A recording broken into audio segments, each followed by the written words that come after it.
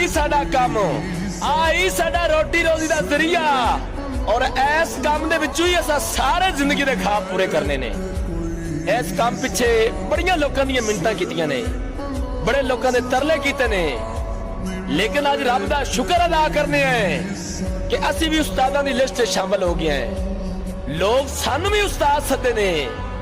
अल्लाह जिंदगी करे साडे उस्तादां दी, जिन्हां दी वजह नाल अज असी आई साडा काम, आई साडा रोटी रोजी दा जरिया। और इस काम दे विचों ही असां सारे जिंदगी दे ख्वाब पूरे करने ने। इस काम पिछे बड़ियां लोकां दीयां मिन्नतां कीतियां ने, बड़े लोकां दे तरले कीते ने, लेकिन अज रब दा शुक्र अदा करने हैं कि असी भी उस्तादां दी लिस्ट शामिल हो गए हैं। लोग सानू भी उस्ताद सदे ने। अल्लाह जिंदगी करे साडे उस्तादां दी, जिन्हां दी वजह नाल अज असी